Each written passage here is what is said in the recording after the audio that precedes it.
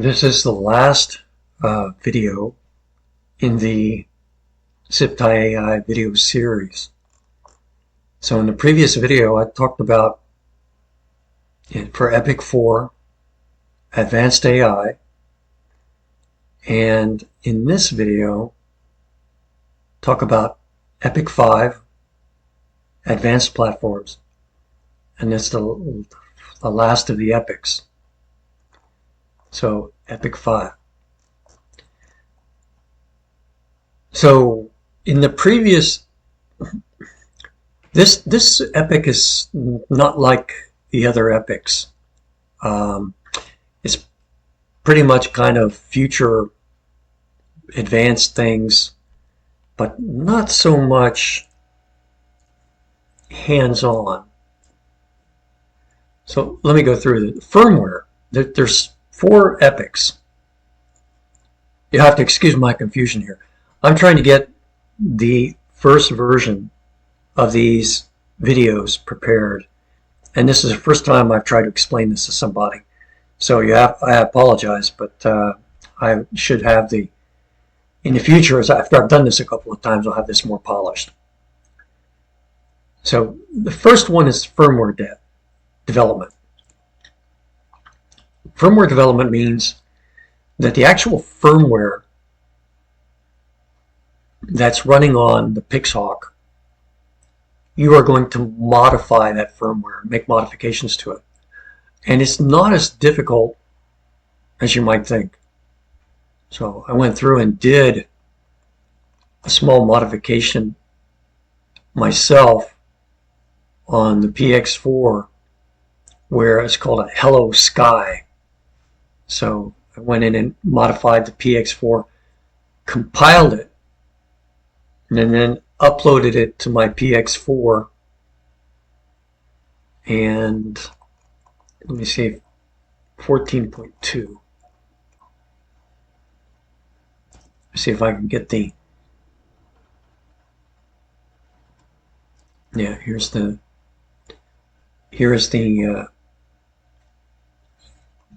Windows, the Microsoft Word file. So I had a computer with this cable, this special cable, and then on the Pixhawk, there was a cable that went to one of the connectors. And when you ran the Pixhawk on the computer, you could come in and do this command and run this simple app, which is actually running on the Pixhawk. And what it did was it returned the accelerometer values and other values from the Pixhawk. So you added the capability for this inside the Pixhawk firmware. And so as you get to know these drones better and better, what most companies do is, you hear about companies are using PX4 software, but what companies do is they take the basic PX4 software and they modify it for the purposes that they need. So as far as working it, in professional companies, this is really, really important. So I hope this is something I really want to focus on in the future, firmware development. I think I only know how to do this for PX4, and I'm not that interested in Autopilot. And I don't know how you do that with the FPVs. The FPVs are interesting in that they have a different kind of functionality that in the actual configurator program you can specify various commands and logic that you can add. I didn't go into that in this series, maybe I should have, but the main thing I want to focus on in the future is the PX4 development. So then we have MATLAB. And MATLAB is really interesting. I don't understand that much about it. I've done some basic examples, which are here, but MATLAB seems to be a really impressive set of tools. They have a MATLAB UAV toolbox, where you can really get into the designing UAV components. Now, what's interesting about this is you take basically pre-built components from MATLAB, and you can drill down into these, and you can actually kind of, as I understand it, you make your own kind of firmware. You have simulation, you have autonomous algorithms, flight dynamics, flight data analysis. This is interesting about MATLAB, as I understand it. What makes MATLAB interesting, first of all, is they've been very good with me about giving me trial licenses, and I've asked for them, like, I think 3 times. You know, I do something in MATLAB, and it's, this is too complicated for me. I'll come back to it later. And I come back a couple months later, my trial is expired. I ask for another trial license, and they give it to me. So, but these things here that you see, the design approach, this would be really complicated if you tried to do this by actually doing the coding yourself, the low-level coding. And I get the impression that very often, when I look through some of the code in Pixhawk, I get the impression that they also use MATLAB or something like this to generate their code. So this is also another thing that really, really looks interesting. And this is these are screenshots on Windows where I was testing some stuff in MATLAB. And this is like using LiDAR. Here's an actual simulation of a city. And here's the LiDAR images that the copter got back. And here's the actual test flying. So it's really interesting. But what interests me most about MATLAB is being able to modify this firmware. Now again, I'm new to this, and what I keep pushing is trying to get a conceptual, organized approach to the big world of drones. So, and this has taken a huge amount of effort, but I hope you are seeing now what I'm trying to accomplish here, is that basically this ZiptieAI is a very, very logical thing that goes through. It started out simple, but the objective is in Epic 4 and Epic 5, you start getting into some really complicated stuff. That's the real goal of this ZiptieAI website. And this wouldn't be like leading somebody by the hand like in Epic 1, 2, and 3.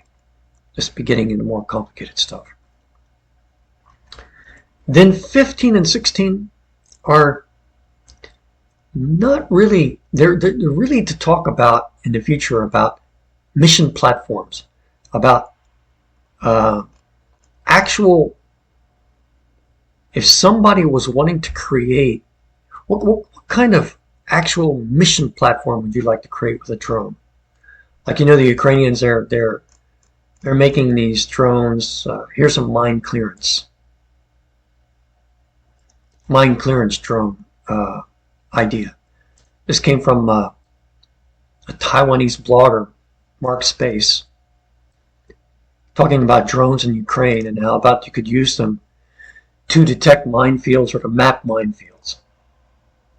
Then here's something about, you know, having a drone that it's difficult for somebody to detect it. You try to keep a stealth drone, and stealth means not so much that it doesn't have a radar section, because it doesn't have a radar section because it's so small anyway, but that you don't have wireless emissions so much. Here's an interesting minefield mapping from a Ukrainian company, Militarny. I apologize for some of this minefield. This is in Ukrainian. This one is in Chinese, I think. Yeah, Taiwanese. And if you actually watch the video. And so I spent a lot of years in China and Russia, so I know the languages. Ukrainian's very, very similar to Russian. The languages are very similar. So, But in Ukrainian and in the Chinese websites, Taiwanese websites, a lot of really, really good information about drone technology. And here's another one about target lock-on. So about, you build a drone. Sorry for anyone watching this who's, anti-military, but the idea that, the drone could recognize a target, a person, and then even if the drone lost contact, if somebody jammed the drone as it's coming into the target, the drone could still lock onto that target and continue onto the target even without the operator. So this is just a few things right now, but the idea is mission platforms in the future. I'll focus more on that. And the last thing, special projects. Like I just talked about the stealth drone before. I actually spent a lot of time on the stealth drone idea because I was working with some people who were wanting to a fiber optic drone in Ukraine, and so where you just had a fiber optic cable, and the drone didn't make wireless transmissions, but everything went over fiber. It's a lot more complicated than I thought. A problem with this is, first of all, you got to figure out how to get that fiber cable to come out without getting, jammed up or something, tangled. But the other thing is, these FPV drones were not designed to be flown by wire. So you'd have to get your RC wireless connections, your any kind of telemetry signals, all this wireless communication that it's designed for. You have to find a way to run this over a wired connection, or a fiber optic cable. And when I started working with these guys, I was pretty new to drone. I hadn't even flown my first drone, and so I was working with them for a little while, but I didn't have the skills they needed, and so I don't know if their project ever succeeded or not. But there's a very good Ukrainian YouTube. These YouTubes are Ukrainian, Chinese. I watch a lot of those, and also German. But the translation software is pretty good. So you just turn on the translation, and and what he's saying here is, you're wanting it to work when you've got really strong electronic warfare, or you're being jammed and stuff. So another thing is for special projects is the transmitter receiver development. That transmitter, the thing with the sticks, and then the receiver. At some point, I'd like to explore that more about how that's set up, how it works. And I've got a small document on the Gdrive right here. Wrote a small document about it, some of the information I've collected.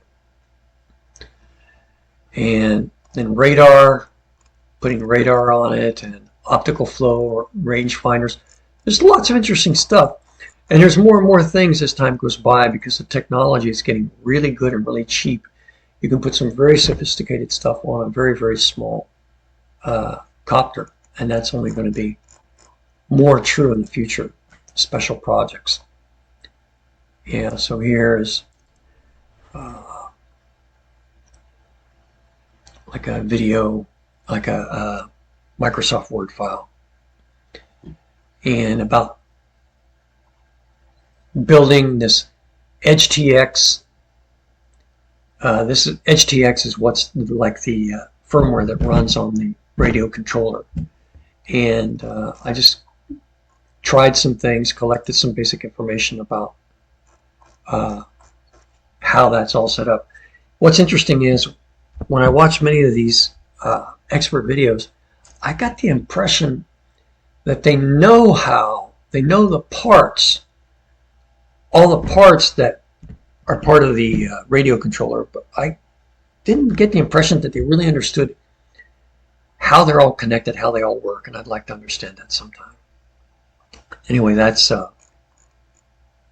Epic 5 pretty much. And that is the last video. I don't know if anybody's going to be watching these videos, but this video series, hopefully I make these a little bit shorter. 15 minutes is way too long. But my goal here is to give a quick overview of the wiki. And so I'll redo these in the future and make them better.